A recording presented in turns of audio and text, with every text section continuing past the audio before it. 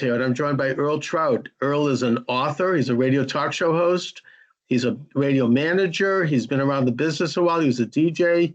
Earl, thanks for joining me. My pleasure. Thank you for the invitation, Chuck. Charles, sorry, I don't know you that well. No, I apologize. You're in Florida, right?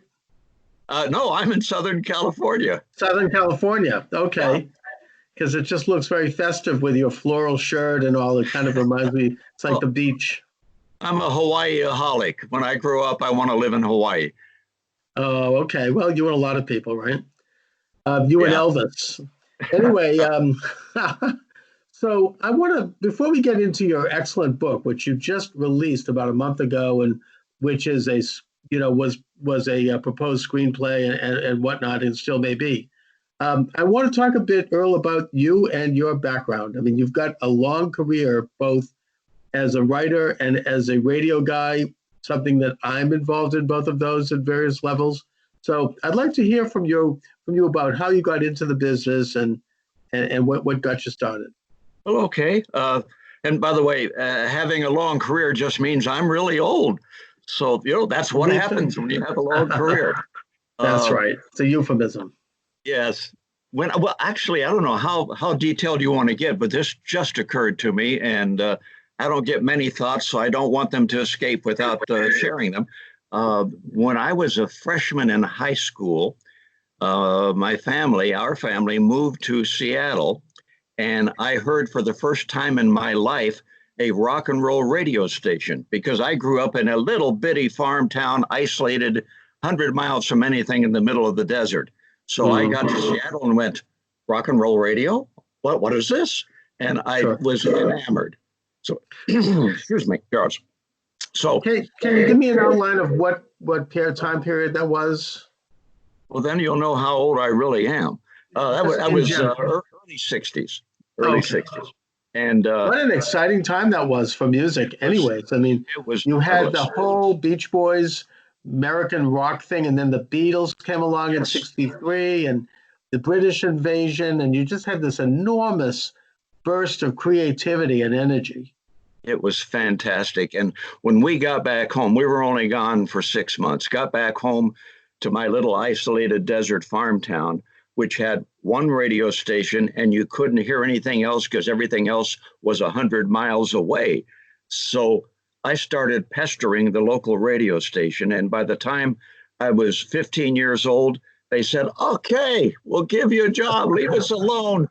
And because we were isolated, they didn't mind squeaky voiced high school kids on the radio, because that's what I was. That's what it was. And they had to fill radio hours. So radio's like that. I mean, if you're available, an opportunity could open up. I don't know about now so much, but back then they needed to get someone on the air at 1 o'clock, and you're there, they put you on. Absolutely. And you know what? Through high school and then the rest of most of my life, I got paid fairly well for playing my favorite rock and roll records. I mean, amazing. What a job. It's like not working. Don't tell anybody. I'd do it for free. That's right. Plus you got all the girls and you were a big shot in town. Well, no comment. Okay. I did have a couple of policemen buy me donuts, so that was nice. There you go. Now, did you ever get into talk radio, putting people on the air, interviewing, or just as a quick piece? Well, I always did lots of interviews on both sides of the microphone. That's just part of the business. But I was never professionally hired to be a talk radio personality, but I interviewed rock stars and talked with listeners on the air. They would call in, and so I did talk, but not talk radio. This was before talk radio. And right. Okay. It was fun. It was great fun. That's amazing. If you, I don't think you're old enough, but a big group was the Monkees. Of course, they had a TV show, and I was the official monkey maniac, I think they called me, in Minneapolis, St. Paul. Wow. And Monkees came into town and they took over my studio while I was live on the air, and we had a ball for like 3 hours one night, and then I was the MC of the concert, and it was a highlight of my young life, I got to tell you. That's incredible. I just to mention, I've been listening, now that we're all cooped up inside, I've been listening to a lot of YouTube videos of various bands from the 60s who are now putting up their studio outtakes Yes. and bootleg. And, you can hear how they made these incredible songs. I mean, the Beach Boys have some incredible stuff. They were never one of my favorite bands, but now I really appreciate how brilliant they were and They those were. harmonies. And also Yes. the Wrecking Crew, these studio guys, Yes. and Hal Blaine and them, they were behind just about everything, including the Monkees. I mean, I think they produced most of the Monkees stuff, and they were incredible musicians. And just to hear each of them and to watch how those songs were created, it's all like on YouTube now. It's amazing. Yes, I'm glad you brought up the Wrecking Crew. I'm glad you even know who they are. I was about to bring it up to you. That have Oh you yeah, seen their video about the the documentary about documentary, yes. oh, And also, fantastic. just again, I mean, the outtakes from their sessions with Brian Wilson, they're unbelievable. I mean, those guys were the sound of the 60s. They were Absolutely. behind just about everything, all the way from Sinatra to, I mean, Glenn Campbell was Yes, one of them. They were a brilliant guitar player. People yes, don't he realize was. how great these people were. Some of Yep. them went on to have careers like Glenn Campbell, but they all, I mean, they started out as, strictly for pay. They were doing jingles, they were doing commercials, they were doing the backtrack for just about every band that was recorded back then, from rock to every genre. Yes, they were quite amazing. Absolutely amazing people. Yep. So Anyway, so then you become the manager of the radio station and you got into the business side of things. What was that like? not as much fun as screaming and being silly on the radio, but Yeah. it became a business, and I managed radio stations in big markets, San Francisco and L.A., Kansas City, for several years. And truthfully, I got rather bored with it. It was just, I'm sorry to say, just a job. Radio was never a job for me. It was just, why am I getting paid for doing this? Right. But It was just managing you fell radio into it stations, naturally. yeah. So in Kansas City, where we moved from Southern California to be near young grandkids, Hmm. uh, I got connected with some people and ended up being the executive director of the Kansas City Automotive Museum. And Oh, I'm a car freak my whole life since I was, knew what a car was. I was a car freak. So it was great fun. I got paid for playing with classic cars. I oh, mean, that's incredible. That must be amazing. I know that when I think of Kansas City and museums, I think of the World War One museum, oh yes, which I've heard is the best in the it, country. it But is. and also their music scene is amazing. I mean, they've got jazz and they've got some incredible people coming out of there. So it must be a great place. It was loved Kansas City, but then we had a new crop of younger grandkids in Southern California, so we had So to there you move are. back to California. And at that point, I started writing the book, and it was based on a screenplay that I almost sold. I think you know, Charles, that I've sold about I don't know 30 plus 3 dozen television scripts, and it was that background that made me go to writing a screenplay. And the screenplay was, you want me to tell you the whole Hollywood story? It's, Yes, I do. Please. you have time for that? It's I kind have. of, We've got plenty of time. We could do it again too. So okay. It's a true life Hollywood adventure. So good. was writing, I wrote 9 of the Pink Panther television scripts. They had a half-hour show for a while and some others, and wrote this screenplay. It started off as a pitch to Disney for I think it was a 15-minute DuckTales episode. Hmm. And it did not get purchased, but I still liked the story.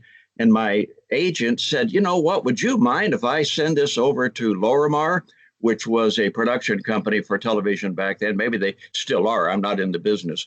Uh, and I I said, well, let me think about that. Yes, of course, send it to Lorimar. Hello. Yeah.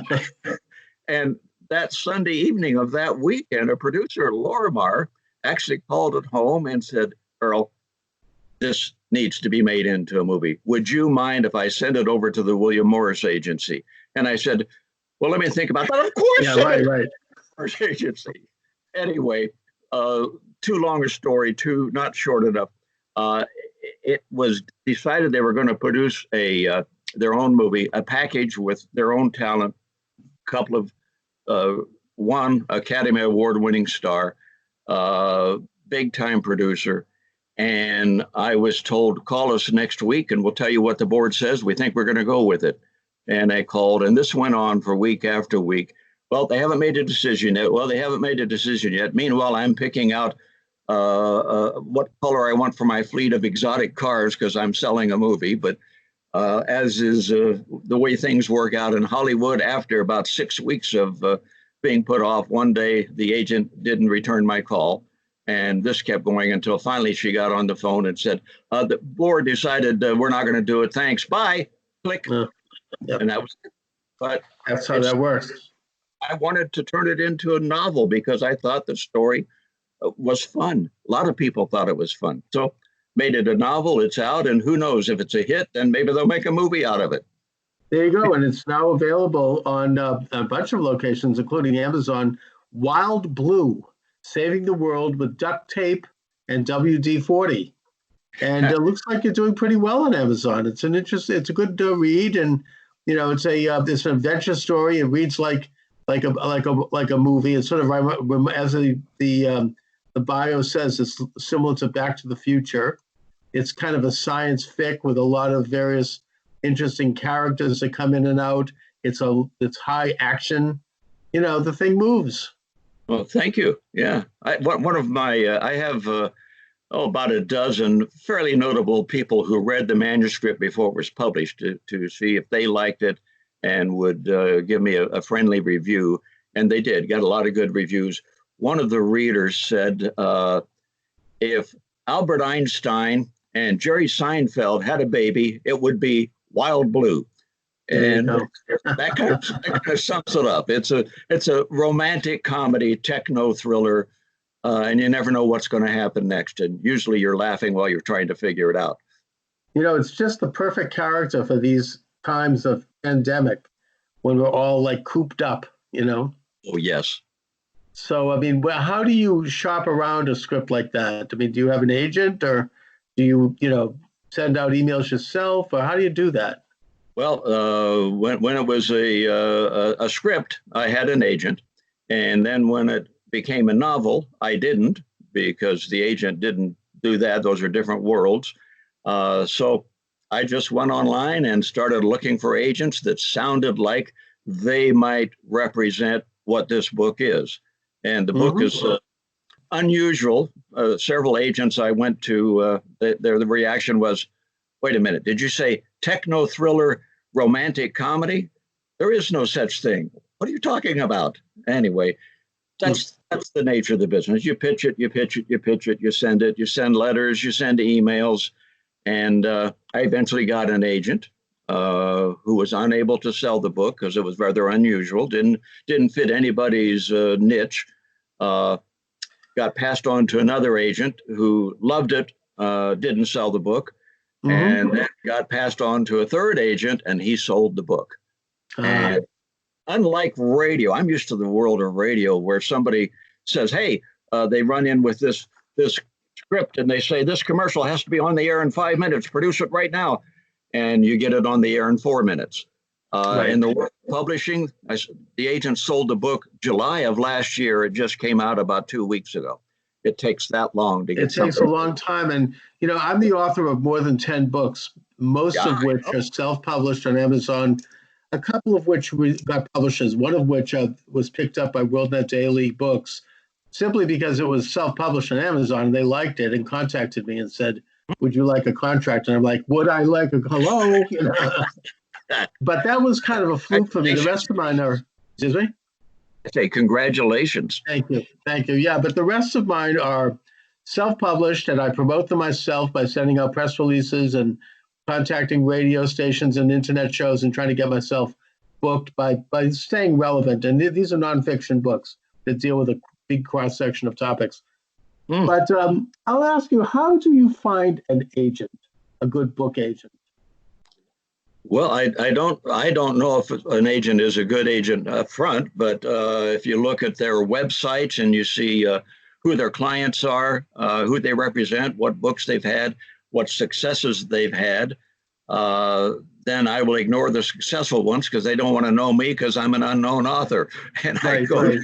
yeah, I mean, seriously, it's very difficult these days to get a literary agent if you don't already have a name of some sort. Right, and And also it's become very much. I mean, not that it always wasn't, nor that it shouldn't be, but it's become a very safe industry that they want to have something that's a known moneymaker and that, it's a business and they don't look at too much outside the box. They want to have something that either you have to have a big enough name and following, or the book has to fit a certain safe niche that territory that's been done, that's proven. It's become very conservative in that way. absolutely, yep. You probably know, you being an author, Charles. Oh, J.K. Rowling, is that how you say her name? Yeah. Who wrote Harry Mm-hmm. Potter? She got Harry rejected Potter. a zillion times before anybody took a chance on it because it was a thick, multi-page book, and she was unknown. And Yeah. that's the way it is. But No, I mean these are flukes. I mean, like I happen to have as a passenger because one of the things I do, among other things, is I drive Uber in Boston, oh which I love, and it's a wonderful thing. It's like doing a radio show. It's like yeah, you're doing an interview, and I meet a lot of interesting people. And I had a young woman get in the car who was the chief acquisitions officer for Harvard University Press, oh and she told me that Harvard University Press generally does small niche books that are very scholarly. They're not particularly commercial. They don't care that much about that. And all of a sudden, she got the manuscript from Thomas Piketty. He was this French intellectual economist, author. The book was called Capital. And she looked at this thing and she looked at, he's very photogenic and he's dynamic on television. And, he had all the markings, and the book had all the markings of a big hit. And she went to her publisher and said, "We have to get this thing out now. We don't have time. This is amazing." And they're like, "Well, what do you mean?" But she was able to convince them, and it was a huge international hit. And he did an American tour, and he became like a big cause celeb for the left, and he was like it was a big deal. So these sorts of things can happen, I guess, if you just get the thing in front of the right person who believes in it and it yeah, says, "Okay, I see this, I get it."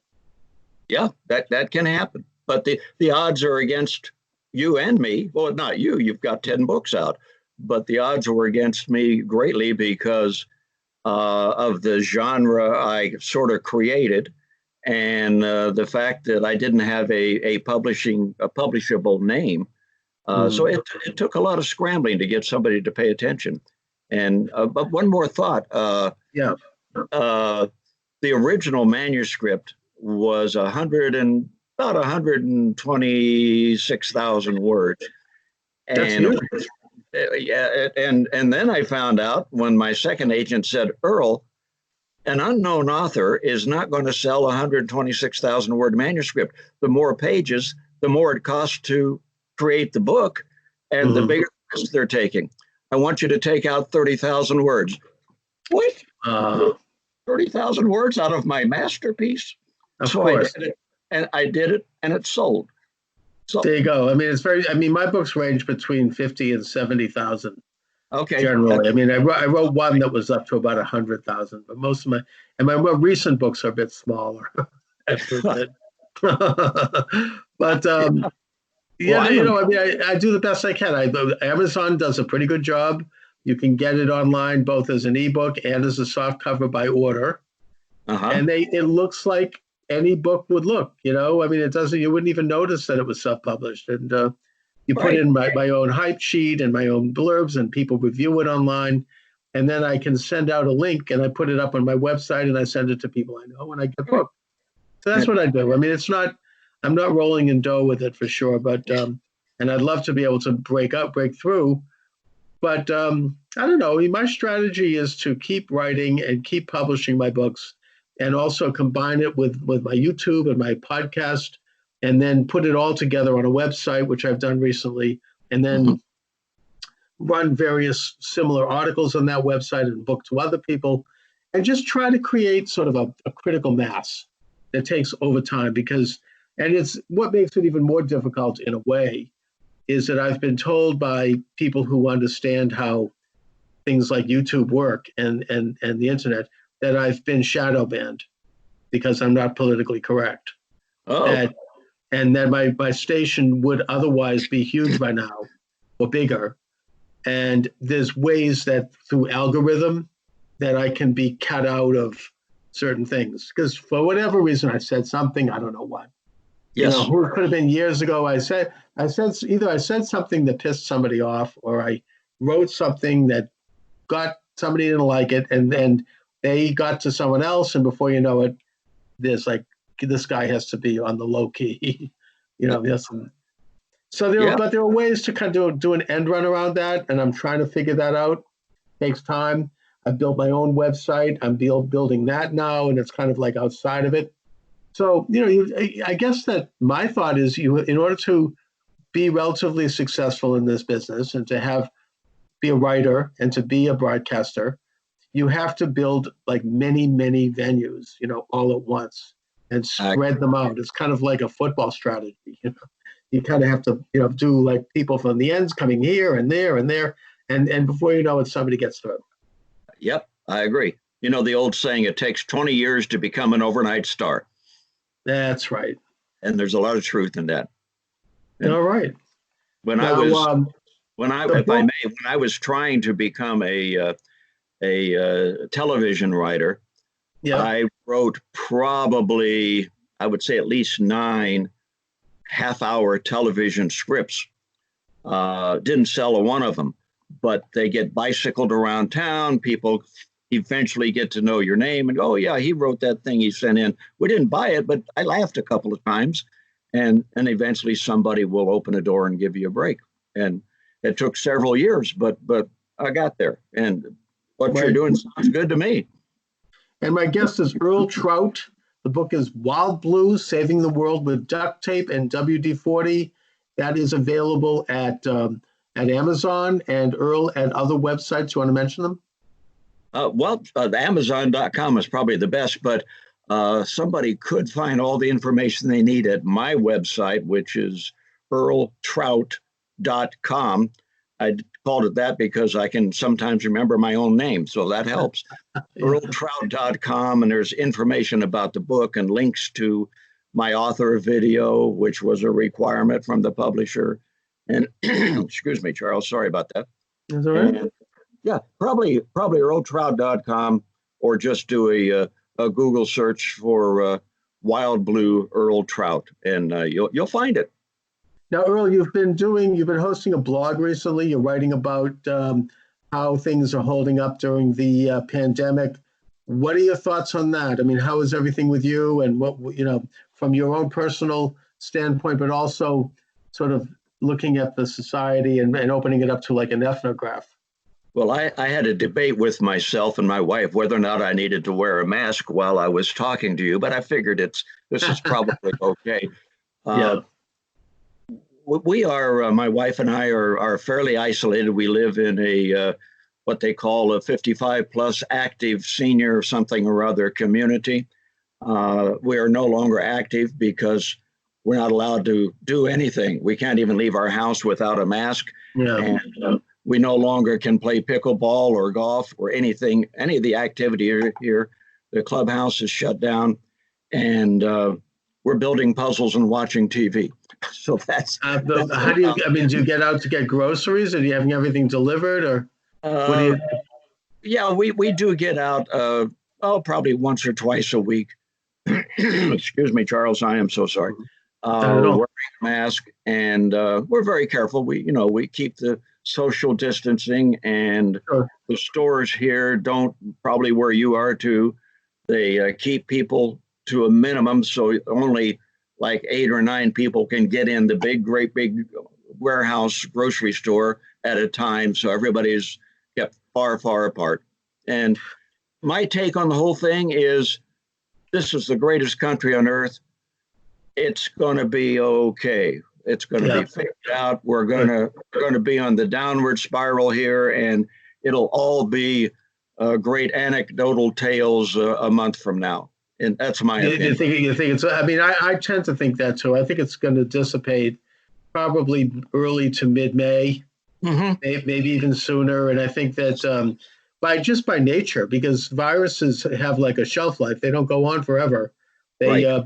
it goes up and down. And then when as the weather gets warmer, already, I think here in New York, because I'm in Boston, they say that it's peaked and that while there are still people in the hospital and it's still don't go out, I'm not saying you should. Right. Right. Nevertheless, it's the numbers are dropping, and I think that they're finding various drugs that can help, like hydroxychloroquine and others Yes. that seem to work well with an antibiotic, and they're getting very good results. And the governor of New York has now asked the president to send that last week, and he did. And now every hospital in New York State has that drug, and they're administering it. So I think that Fantastic. what we're going to see is maybe maybe even toward the end of this week, maybe early next week, the results are going to start to come in terms of whether or not that drug is successful. I think it is going to be successful based upon what's already happened. There's already so much evidence that it works. In France implemented it and they lowered their curve. And I think that, so I think once the good news comes in, I pray and I hope, and Yes. people are cured and people are released from the hospital, then you're going to see a beginning of a return to normalcy. I agree. I'm disgusted by people who have politicized that possible cure, for example. And Oh, it's, it's terrible. I leave mean, the politics. regardless of what you might think of President Trump, and I get the fact that people hate him and love him, but Yes. the fact is that it's being criticized because he supports it. I think Yes. that Tucker Carlson made that point, and it's so it's just so ugly to do that at a time like this. I agree. Everybody's trying to get some. What we should be trying to do these things because people are dying. This Yes. isn't the time to sit around and get with double blind studies and everything. I mean, this is an emergency. People Right. are by the hundreds are rushed to the hospital and dying. And, it affects people, particularly like you and I, who are over 60, and people who have previous conditions. And, you got to protect them. It's ridiculous that they would do to play politics with this. I'm disgusted by it. Yeah. I don't know if you saw my last blog post where I mentioned our veterinarian. Probably Mm-hmm. he, I had, like most people, I have a problem with continually touching my face. And he fixed it. He put a dog cone around me so I couldn't touch my face anymore. But we weren't playing golf anyway, so it didn't affect us, So I know. And, like my wife is particularly concerned, let's put it that way. My daughter is too. And they don't want me to go out to drive Uber ever again. yes. And so I've said, I'm going to get a hazmat suit and I'm going to put like a barrier in the back of the car and I'm going to take it off in the car and put it in the trunk. And then when I get in the house, I'll take off my clothes and shower, put everything in a plastic bag. Would that work? So anyways, it's like, it's going to be difficult for some people to get back to normal. It's just, because this thing it's been pretty traumatic and certain people are really, really triggered by this. Oh, And yeah. it sets off, and look, I'm not running around either. I don't want to end up in a body bag. I mean, we have to take good precautions. And my wife and daughter are correct. It is dangerous. It is contagious. So I'm not belittling anything here. I am isolating. However, there has to be a point where you begin to mitigate risks and reintegrate and get back into society and operate. Like I think that social distancing generally is a good thing. I do You too. know, and these are certain customs may come out of this that are good. Like we don't need to do so much handshaking and hugging and back slapping Yes. people, because that does spread germs. There's a reason why the Japanese bow. Uh-huh. It probably goes back to when they had a plague, maybe many a thousand years ago. That people Charlie, realize that you don't transmit germs. You develop customs that protect you, and so I think that's good. I mean, I hope that we can learn some positive lessons from this. I think there will be everlasting changes, perhaps small, but in our society and in our culture as a result of our experiences going through this. It will just Absolutely. change the way we do things. Yeah. And Yeah. by the way, Charles, I think you should write, I think, a novel about your experiences as a Uber driver, because Mm. take that, what you've learned, and expand it into believable, but not Oh, I've had reality. some. I love Uber. I've had some Yeah, make, amazing make a story out of it. conversations. You're the Thank you. Uber driver detective in Boston or something. And Absolutely. Thank you. I mean, I generally, I'm not a good fiction writer. My daughter told me to forget it, and I tried. It's just no way. I mean, my books are kind of political and nonfiction. And okay. I'm already writing an ethnograph on the pandemic, my own experiences and the broader experience. I'm sure, I don't know if I'm afraid to bring this one to light because my wife will kill me, but I might not because there's personal stuff in it.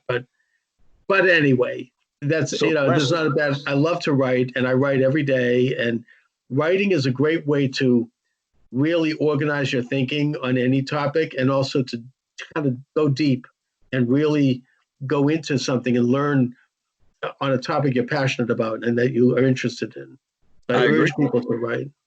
I love writing. Been writing since I was a little kid. Just Yeah. it's for me. It's not ever drudgery. It's fun. I'd rather do Oh that no. than. It's like an artist with a canvas. I mean, it's your thing. It's your baby. I mean, plus there's a whole science to it also, and the editing process is fascinating. But Yes. yeah, writing. I urge people, and I think in this day and age, with Google and with WordPress and all the tools we have, really almost anyone can write a book now. You Yeah. have to know how to research, and if you want to dive and delve into something, get into source material. You can join archives for very little money and get to documents that you can use to back up your arguments or, and develop an argument. And it's just, there's so much there that you could never have done in the old days when you needed a big publishing house to finance everything. Now you can do it just sitting at your laptop. I mean, it's incredible. Yes. Yeah. And with self-publishing, you can Oh, you yeah. can get your book anywhere in the world. And by the way, don't denigrate self-publishing. There's nothing Oh wrong with no, that. I love self-publishing. Changed. And You Amazon, by the way, is free. You don't have to yeah. pay some, these other people. I get these people always pestering me to give them money for it. No, you don't need to. Amazon gives you a full ebook, a full soft cover. You can hire somebody from Fiverr to create a beautiful cover if you Hmm. want. You can even do it yourself. For Fiverr for $100. I mean, you get a cover that would have used in the old days would have cost you 2,000. Yeah. Yes. There are all these resources that you can have access to if you do a little research to create your book. And yeah, I mean, right now I'm getting into helping other people write their books, and I wouldn't say I'm doing ghostwriting, but I'm helping with some editing and whatnot. So there's a lot of opportunity for writers. Do you know, Charles, that the movie The Martian started as a self-published book? Is that right? That's right. The never wrote another book before, and the man put it on Amazon, self-published. It became a hit. It became a movie. He became rich. So, I mean, that sexy book that women love. What is it? This 20 Shades of Grey. That oh was yeah, just She was just a blogger. I think she was writing a like commentary for some magazine, like just little blogs and little pieces, and she turned it into a book, and I think it was self-published. didn't know that. So So yeah, you can hit on. It depends on what it is. I mean, the content and whether it resonates and whether it connects with people, whether you can connect with people and get out and make a good contact. well, I'm going to have to go on Amazon after we hang up and buy one of your books. Which one do you Uh, recommend? I don't know. I mean, my most recent book is The Counter-Revolutionary Spirit. So, I mean, Oh, that's, I like you'll that. thank you. Yeah. Anyways, but we should stay in touch and keep me posted on what's going on over there. We could do a whole series, really. Well, And, sounds like this fun. whole, and now that you're on Skype, you could probably start your own YouTube channel and start interviewing. No, seriously. I mean, it's a I great, don't it's have like, time. oh, okay. Well, it's great. I'm in front of the computer usually by 6:30 in the morning, and I'm in front of the computer about 10 hours a day. So my And my life you're is writing, right? Writing and Mhm. corresponding and other things, but Excellent. mostly working. But just for the sake of my listeners and viewers, with YouTube, all you need to do is sign up. It's free, and you have Skype. You can interview someone just like I'm interviewing you right now, and you get a split screen. It Yeah, looks great, sounds good. You download it off of Skype into a file, and then you put it into YouTube, and you're done. It's very simple, and you can talk that's to remarkable. anybody. Everybody loves I've, to be on YouTube, you know. I've never done that. I've never done this before. I've never been on Skype until you contacted me. So thank you for that. No, you're welcome. It's great fun. Anyways, so listen, I want to thank you for joining me very much today. Earl Trout, the book again, Wild Blue, Saving the World with Duct Tape and WD-40, available at Amazon.com and other venues, and you're a blogger, and check that out. Earl, I want to thank you very much for joining me. It's been fun. Thank you very much. I appreciate it. Had a great time. We'll do it again. You bet. Thanks a lot. All right.